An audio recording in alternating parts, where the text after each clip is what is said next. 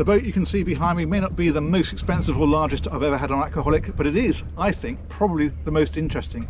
Why? Because the owners of this started completely from scratch, and I mean they drew the designs, they built the shed to build it in, they got hold of the wood, and they built the entire thing to their own requirements exactly how they wanted it. So we're going to go on board, we're going to have a look around, I'm going to meet the owners and have a chat about it. This one's going to be really interesting. Stay tuned.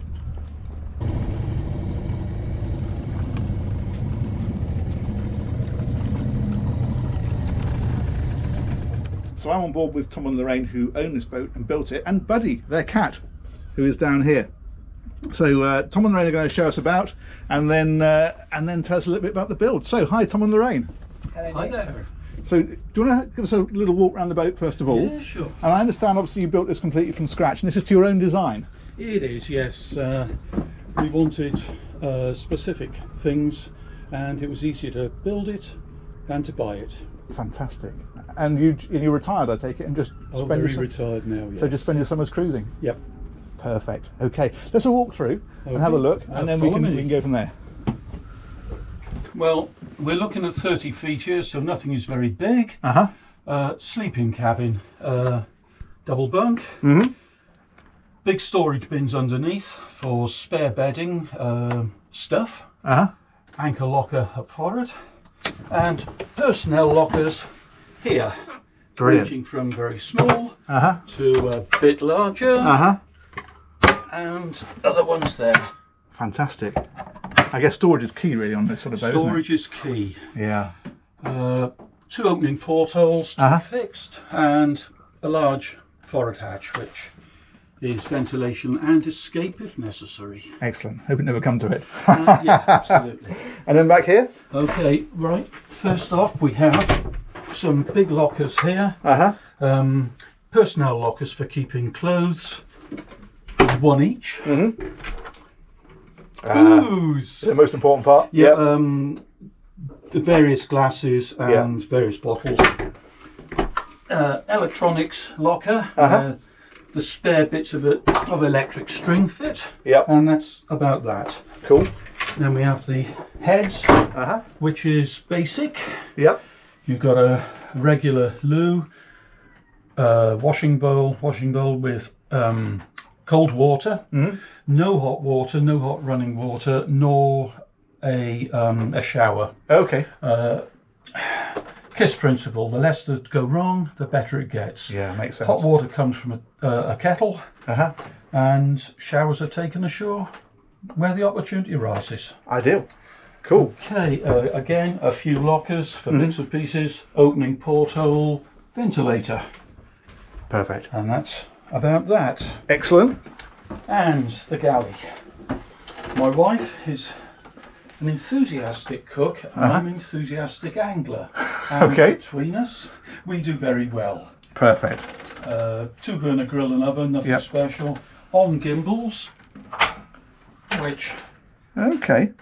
So when you're underway, it just keeps it nice and level. Well, we do tend to cruise places like the Isles of Scilly, and it's rarely still out there. Yeah. So having a gimbaled cooker is a good idea. Perfect. Excellent. And loads of storage. Lockers, big and small. Yep. And under your feet there, sir, is a fridge. Oh, cunning. Excellent.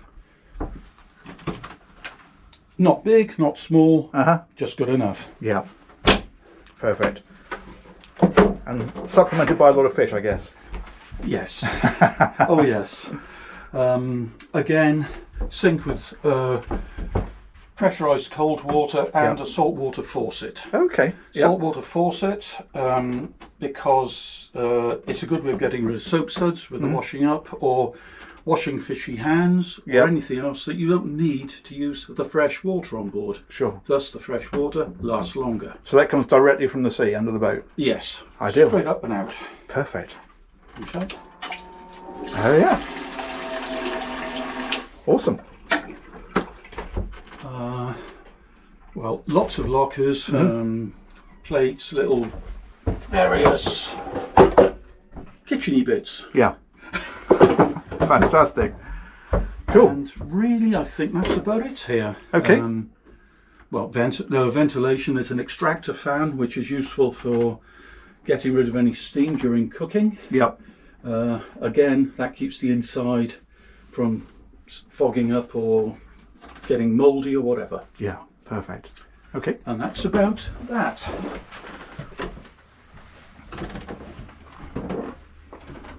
Okay, the wheelhouse. Yep. This is completely different to our previous boat, which was a yacht, when you go down below and you see nothing. One of the ideas for the present boat was to be able to sit here and have a 360-degree view. So you can see what's going on, and quite interesting it is. Yeah. There's always somebody doing something. I can imagine.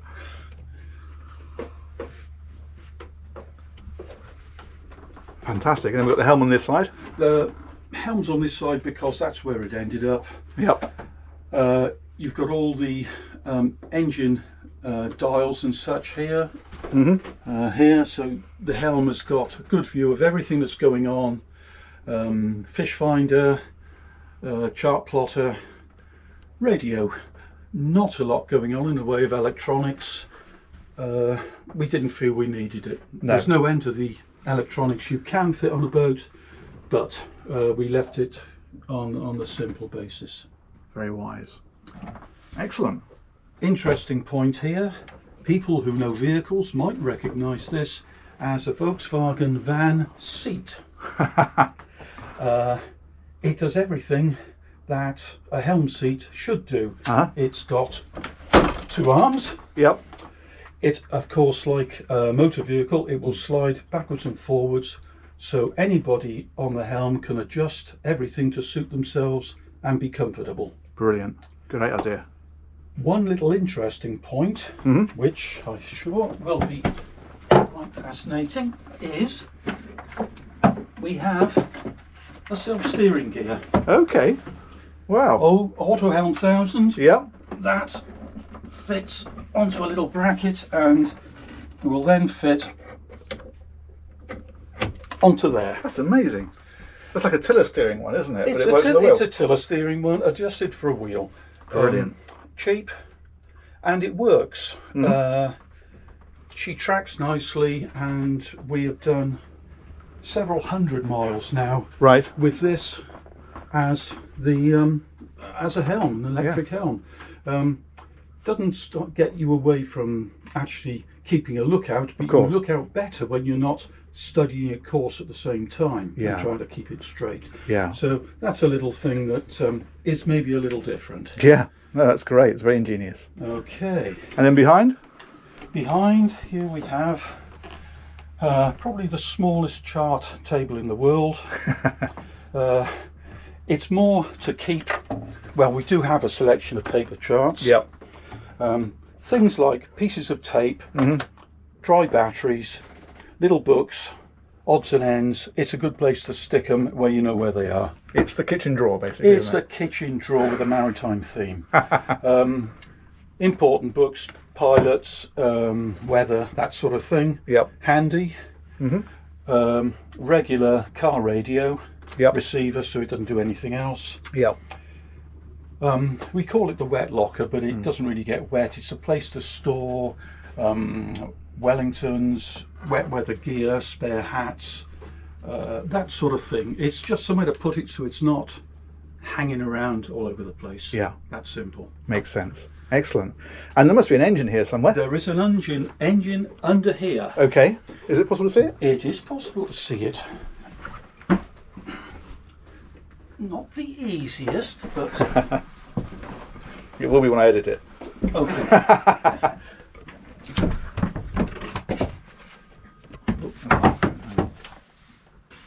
Beta 35 horsepower diesel. Yep. Shaft driven. Down there as well there's a battery box and a Webasto blown hot air heater. Oh, excellent.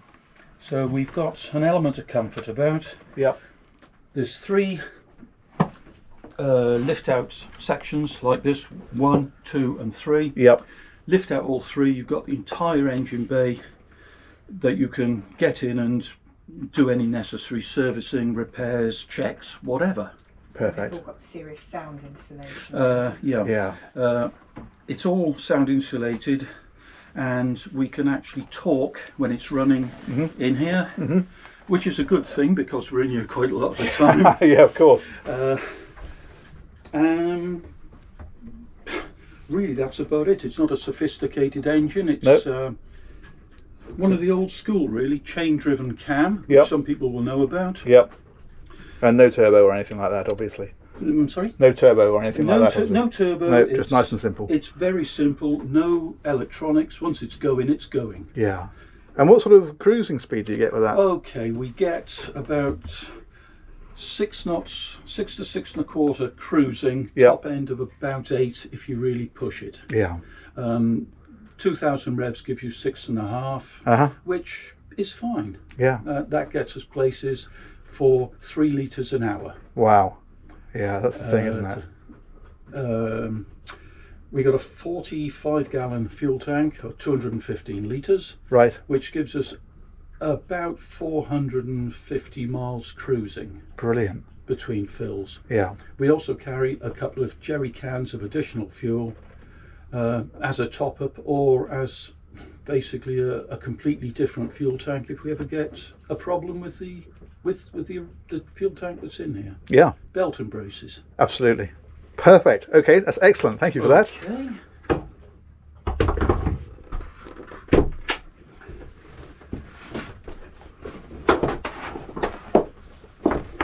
Cockpit. A socialising space. Yep. We can get 6 people in here easily. 2 big lockers on either side for ship's equipment, fenders, ropes, all the stuff that you end up piling into lockers. Yeah. All the ship's gear lives out here, none of it lives in the accommodation. So we keep the possibly salty, possibly diesely stuff out here, away from the accommodation. Yeah. Keeps things sweet. Perfect. We have got a table that can fit into here. So we got a table roughly the same size as the Wheelhouse. Yep. For alfresco dining or whatever. Ideal. Okay. So the wander around. What else have we got to look at? Okay, we have gas bottles. Oh, that's a good size. 2 big 15-kilo bottles. Wow, I bet they last you. That gives us roughly 4 months gas. Right. Okay. So that's that. Yep. The other side is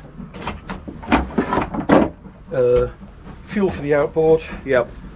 And assorted life jackets, life preservers, which are in the need of such things, easy to get at. Perfect. Perfect. And we ought to pause at this point, Tom, to have a look at the steam train going past. Check this out. Look at this. This is the charm of Dartmouth.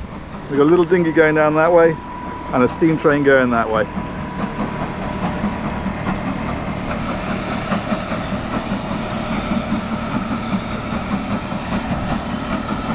Fantastic. Cool. Okay, let's carry on. Okay. Right, the after deck has got a couple of interesting bits and pieces. Yep. First off, a big double-speed self-tailing winch. Right. Not used for the normal double-speed self-tailing winch jobs, but if we need extra muscle, pulling in a kedge anchor or up against a tideway or something, yep, we can use that, and it saves old people from straining anything. Anything nasty, yes. Anything nasty. I understand. We have davits for the dinghy, yep, which are removable or spinnable. Okay, cunning. So you can very quickly shorten your length for the harbour master. Yeah, I understand. Ideal in marinas. Yeah. These can be removed completely and stored out the way. Yep. Excellent. Really, that's all about the interesting bits, I think. Okay, let's have a wander around the front. Okay.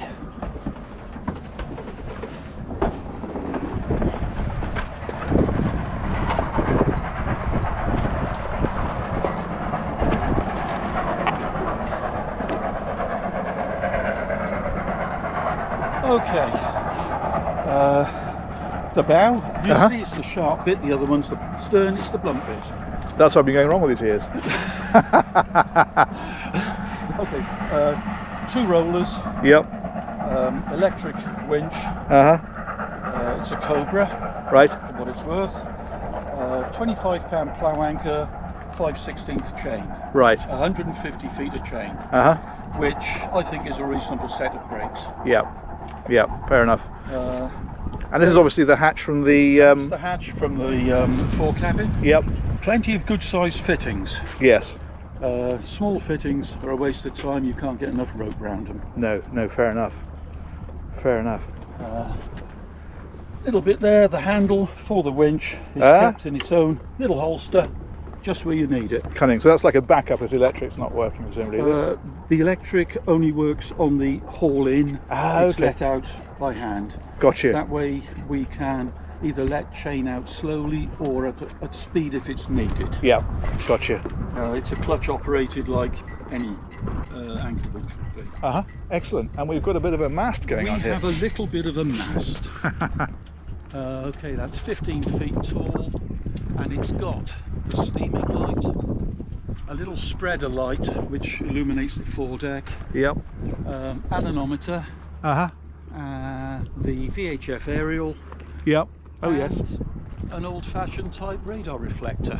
Oh yeah. Maybe not pretty, but we know it works, and it's actually got the biggest radar reflective capability of any on the market at the moment. Excellent. Wow. If necessary, you can climb up it. Yeah. And what fun it is. I can imagine.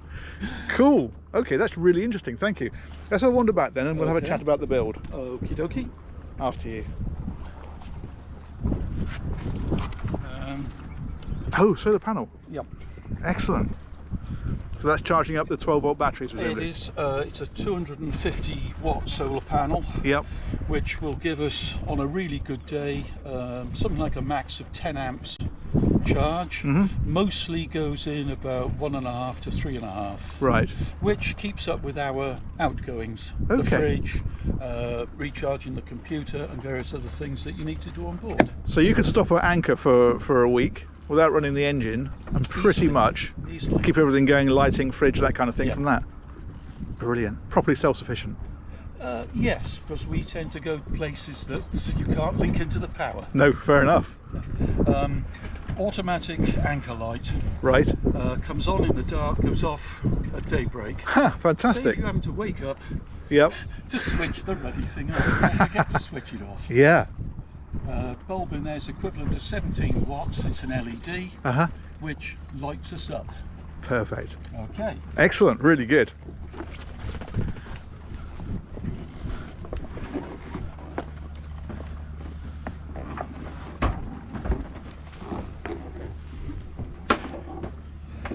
Cool. Okay. Alrighty. Come on, have a chat with us about the build then. Got your hair done? All looking good? Hello, Kat. It's not really possible at the moment. Oh. There we are. He's done many thousands of sea miles, about 7,000. Really? Been to Ireland 3 times. Yeah. Wow. So he's used to being on here then? Oh, very.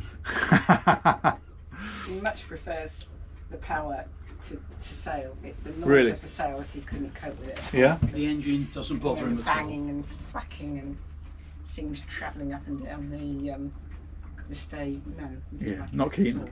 at all. Fair enough. Oh, good for him. So tell me about the build. So you built this completely, I understand, from scratch? We did. We did. Yes. I'm a boat builder by trade, I suppose. So I have the knowledge. I like designing. People like my designs. Yep. I've never had a business actually building boats, but repairing, modifications, alterations was where my money came from. Right.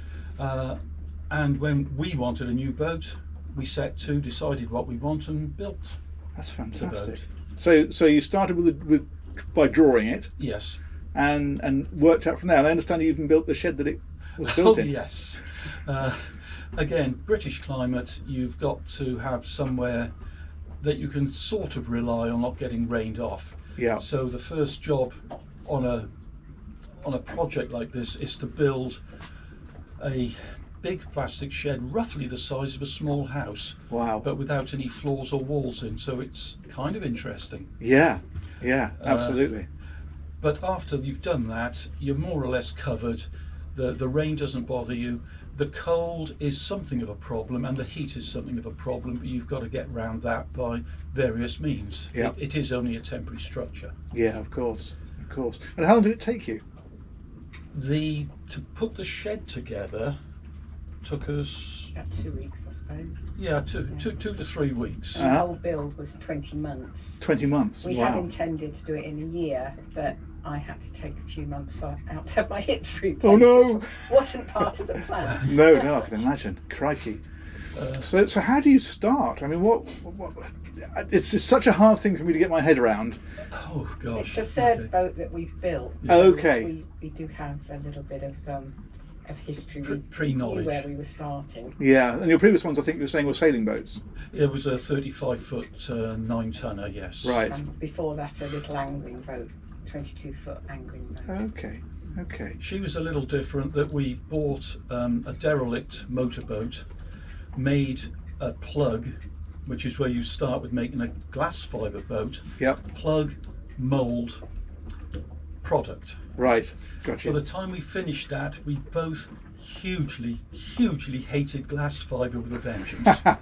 So we turned to wood for the next two projects. Brilliant. Okay. What's the first thing that you do? I mean, you've got your shed. You Okay. stand back. Right. Well, the first thing you do is to get some working drawings going. Right. So, did the drawings. I'm not a naval architect, so the first thing we did was sent the drawings to a naval architect and just got him to tick them. As Right. it happened, I got it 95% right. Excellent. Not bad. Yeah. No, very good. Once you've got the drawings, then you put the build shed up, and the first thing you do is to build a big solid bed out of something like 10 by 2 section timber, Right.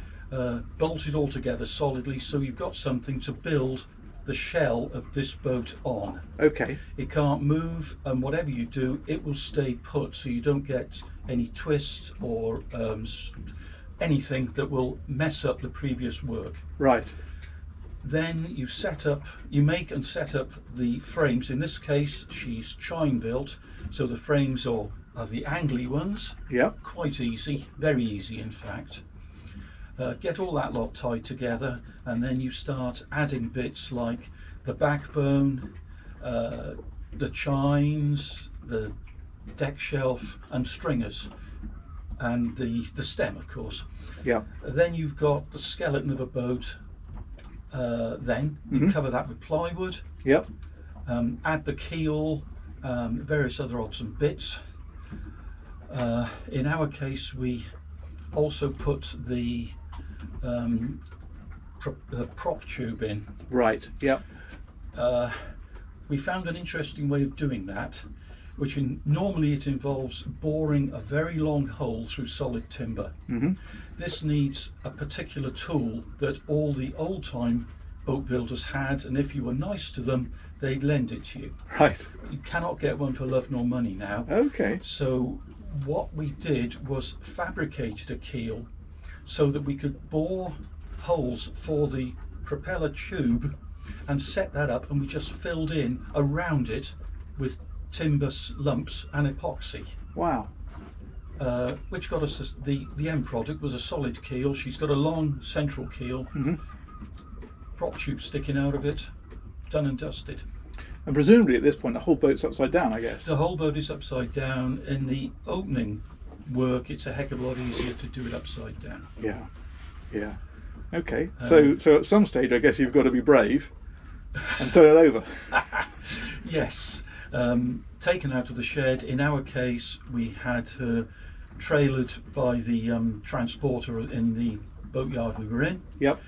To a crane, got her turned over so she's the right way up, and put back into the work shed. Right.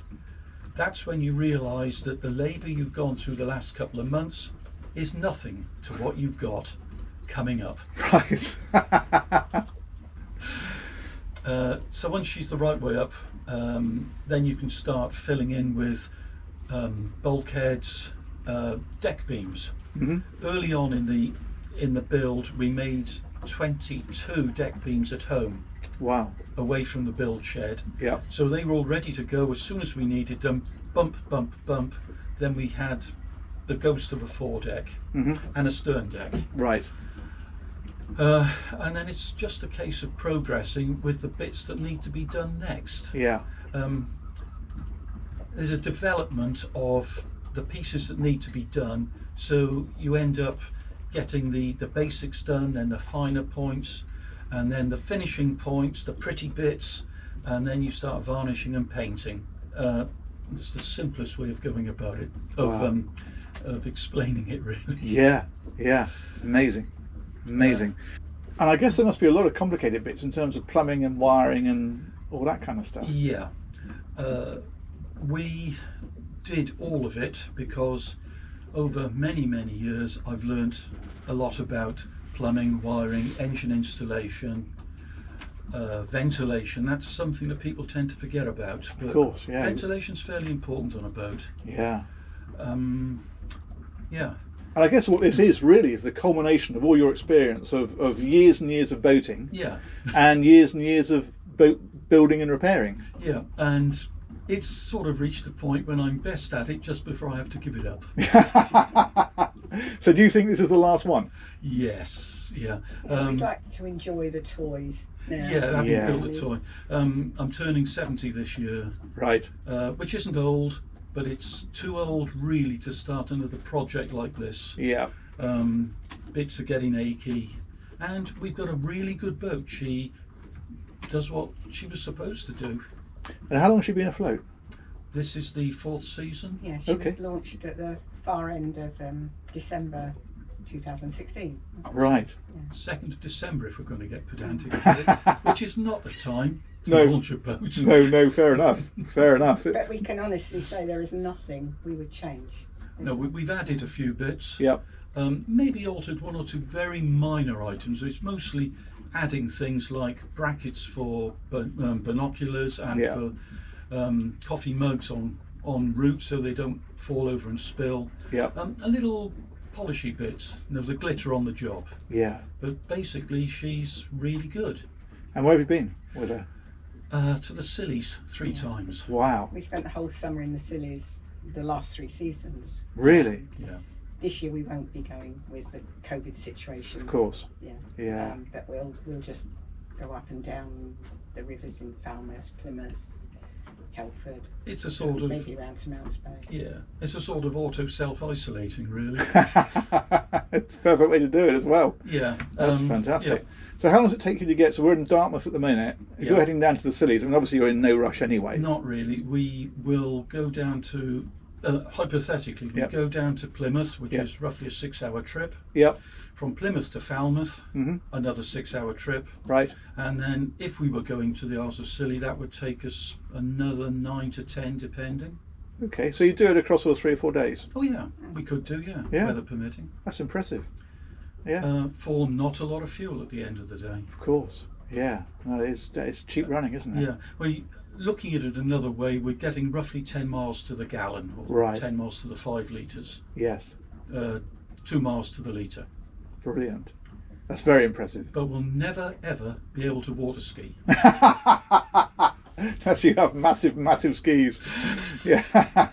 Maybe tow a donut. Yeah. Brilliant. But it suits us. She's quiet. Gets us there. We don't feel frazzled at the end.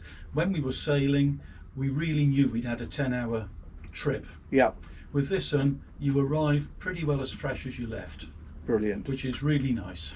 And I guess that life just goes on while you're cruising. It's not like you head off and then you're sat there, right, we're driving the boat. You probably, I guess, you potter around and make some food and that kind of stuff. Absolutely. Yeah, life goes on.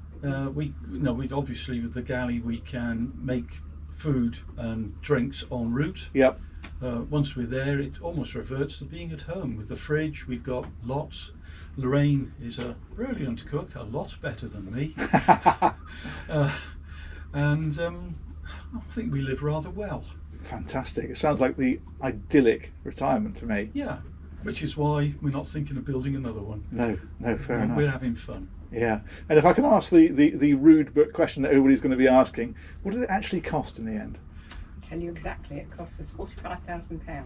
Really? Yeah. That's including the shed, everything. Wow. The Obviously boat, time on the ground. Not including our labour. Oh, not including labour, Of but course. the labour came for free. We Yep. talked them into it. Excellent. That's a huge amount of boat for that sort of money, isn't it? You couldn't, brand new, you'd be buying not even a speedboat for that sort of money. Well, we through the build, we had a surveyor coming down on a regular basis, because anybody can think they can build a boat and it just might not be safe to go to sea in. Yeah. So a surveyor came down about every 3 months, 4 months, Yeah. did a check on present activity and okayed it. Right. Where was I Also going? meant the insurance was much easier to get. Of With course. a one-off, obviously, you've got to convince somebody you have built something that's fit for purpose. Insurance and all Yeah. the rest of it. Yeah. Of course. Yeah, I wouldn't have thought of that. It's a very good His point. valuation was 140, so Yeah. Yeah. I think we've done quite well. Yeah, You're happy absolutely. enough. Yeah. At the end of the day, she's only plywood, Yeah. but with the epoxy sheathing, and she's sealed inside and out, so there's no way the plywood shell of the hull can absorb water from either the outside or the inside. Right. So one of the major problems with any timber boat is eliminated immediately. Yeah. It's, it can't take on water, therefore it can't rot. End of Yeah. story. Brilliant. Well, I think it's fantastic. I think it's a real credit to you both, Thank you. and I'm very envious of your retirement plans. So there you go, something genuinely different on Aquaholic, and I hope you've enjoyed that one. I think it's been absolutely fascinating. Let me know what you think in the comments, and as ever, we look forward to catching you on the next one. Take care. Bye bye.